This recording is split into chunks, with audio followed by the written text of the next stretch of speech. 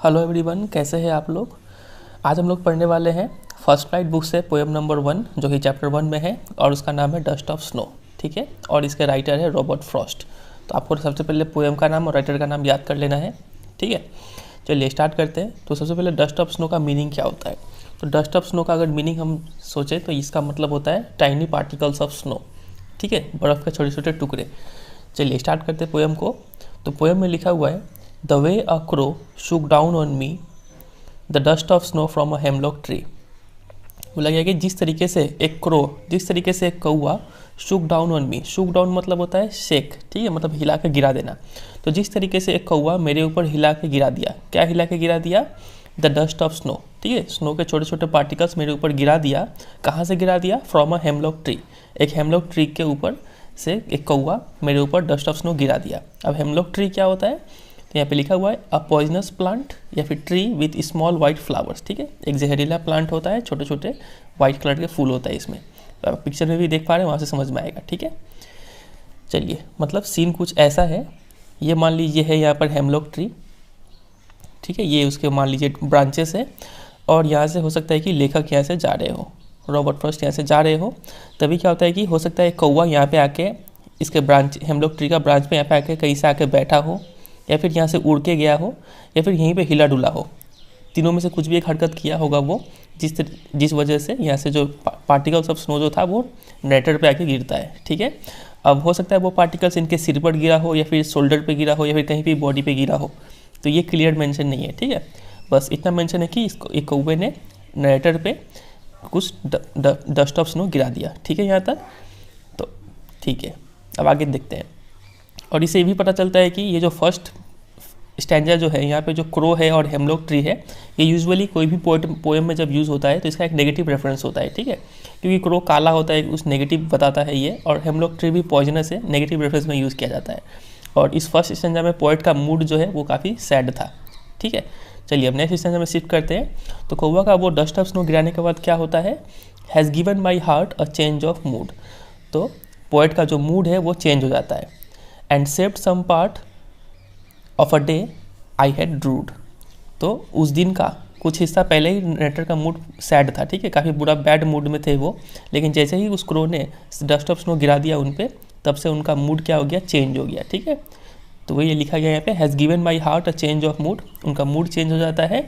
And saved some part of a day I had rued. Rued का मतलब होता है रिग्रेट। तो उस दिन लेखक रिग्रेट कर रहे थे कि आज का दिन बेकार चला गया, आज का दिन फालतू था। ठीक है, लेकिन कौवे का उस हरकत के बाद उनका जो था मूड चेंज हो गया, और उनका जो भी अब बचा हुआ दिन का समय है वो दिन अब वो अच्छे से यूटिलाइज़ कर पाएंगे। ठीक है, तो वो यहाँ पे बताया गया है। तो मतलब यहाँ पे जो ये डस्ट ऑफ स्नो है, इसका पॉजिटिव रेफरेंस में यूज़ किया गया है। ये जो नेटर का मूड है वो चेंज कर देता है, और क्रो और ये हेमलॉक ट्री ये सिग्निफाई करते हैं सैडनेस एंड ग्लूम। ठीक है, मतलब सैड। ठीक है, और इन लोगों का यूज़ नेगेटिव रेफरेंस में किया गया है। तो पोएट यहाँ पे बताना चाह रहे हैं कि कभी कभी ये देखिए, क्रो और हेमलॉक ट्री नेगेटिव चीज़ें भी आपके लाइफ में कुछ अच्छा चेंज करके चले जाती हैं। ठीक है, तो मतलब इस पोएम का थीम ही ये हो गया कि हमें लाइफ में हमेशा हर चीज़ जो आ रहा है उसको एक्सेप्ट करना चाहिए, भले ही वो पॉजिटिव हो या फिर नेगेटिव हो। क्योंकि एक कहावत है ना, जो होता है अच्छे के लिए होता है। तो वो यहाँ पे नेगेटिव चीज़ भी कभी कभी हमारे लाइफ में कुछ अच्छा करके चला जाता है। तो वही इस पोएम का मैसेज है, और यही है फिर ये पोएम। ठीक है, उम्मीद करते हैं आपको समझ में आया होगा। चलिए अब हम लोग देखेंगे इसका राइमिंग स्कीम क्या है। तो राइमिंग स्कीम देखने के लिए तो देखिए, द वे अ क्रो जैसा, क्रो जो साउंड है उसमें हम लोग ए लगा देते हैं। तो क्रो जैसा साउंड और कहाँ पे है, स्नो, तो यहाँ पे भी हो गया ए। और कहीं है क्रो जैसा साउंड, तो नहीं है, हार्ट, मूड, पार्ट, रूट, ये सब में नहीं है। अब आते हैं मी पे। मी को अगर हम बी लगा दें तो मी जैसा साउंड और कहाँ पे है, ट्री, तो ट्री में भी हो जाएगा बी। और कहीं है हार्ट, मूड, नहीं, अब मी जैसा साउंड नहीं है। अब आते हैं हार्ट पे। अगर हम हार्ट को सी लगा दें तो, और हार्ट जैसा कहाँ पे वर्ड है, मूड, पार्ट, ये रहा पार्ट में है, तो यहाँ पे सी लगा देते हैं। ठीक है, और मूड में अगर हम डी लगा दें तो मूड जैसा वर्ड और कहाँ पे है, रूट, ये रहा डी।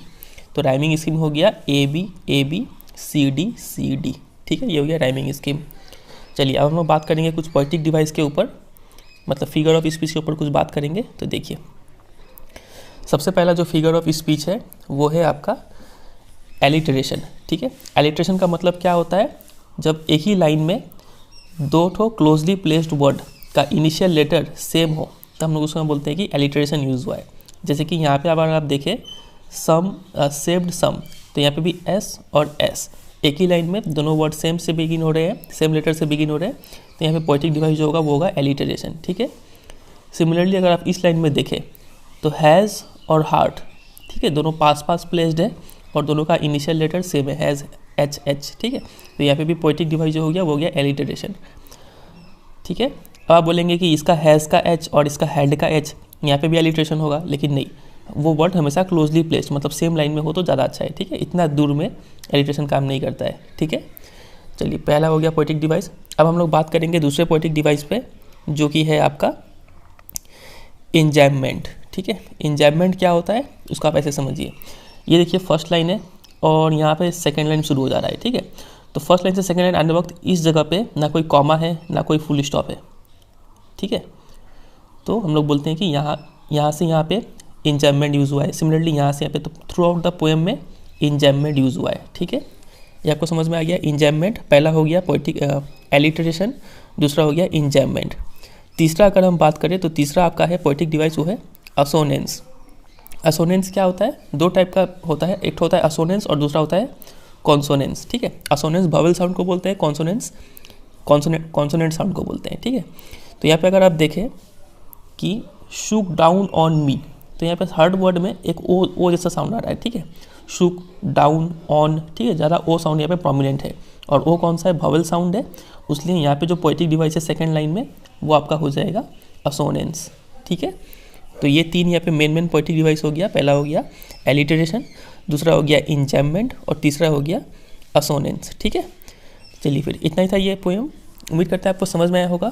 वीडियो अच्छा लगा तो वीडियो को जरूर एक लाइक कर दीजिएगा, क्योंकि आपका एक छोटा सा लाइक मेरे को काफ़ी मोटिवेशन देता है और भी अच्छे अच्छे वीडियोस बनाने के लिए। ठीक है। और चैनल पर नहीं हो तो चैनल को जरूर सब्सक्राइब कर लीजिए, क्योंकि यहाँ पे क्लास 10 का कंटेंट बहुत सारा आपको मिलेगा। और वीडियो को जरूर अपने दोस्तों के साथ शेयर कीजिए, ताकि चैनल को थोड़ा ग्रो होने में थोड़ा जल्दी हेल्प मिले। ठीक है। चलिए फिर, और कुछ भी डाउट हो तो कमेंट सेक्शन में पूछिए। चलिए फिर मिलते हैं बहुत जल्द अगले चैप्टर के साथ। तब तक के लिए good bye and take care.